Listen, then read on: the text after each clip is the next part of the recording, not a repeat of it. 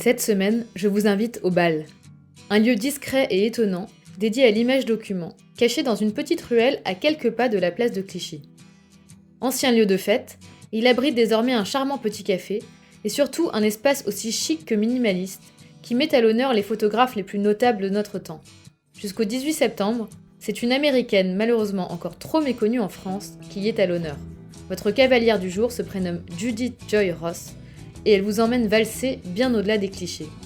Produit purement américain, Judith Joy Ross est née, a grandi et vit en Pennsylvanie, dans la ville d'Hazleton, ville de la classe ouvrière yankee, d'où elle puise ses premières inspirations.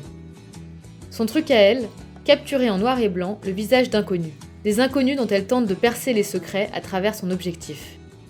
Une façon, selon l'artiste, de connaître quelque chose de quelqu'un, de mettre la lumière sur des individus habituellement dans l'ombre, mais dont l'expression à l'instant T reflète une émotion qui nous parle à tous.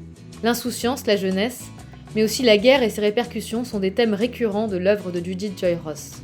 Fortement pacifiste, mais profondément ouverte, elle capture la mélancolie des visiteurs du mémorial dédié à la guerre du Vietnam, aussi intensément que la détermination calme des élus du Congrès qui se sont positionnés en sa faveur. Pour elle, la photo, c'est comprendre l'humanité et donc comprendre l'être humain, quelles que soient ses opinions. Une façon d'ouvrir le dialogue par l'intermédiaire d'une chambre photographique. L'ensemble de ces séries est motivé par ses engagements, qu'ils soient civiques, moraux ou tout simplement documentaires. Le résultat est brut, intense et aussi brillant que l'or utilisé pour ses tirages. Bienvenue dans le monde de Judith Joy Ross, pour une rétrospective de ses plus beaux clichés de 1978 à 2015. Des photos qui font de cet artiste l'une des plus grandes portraitistes de notre temps.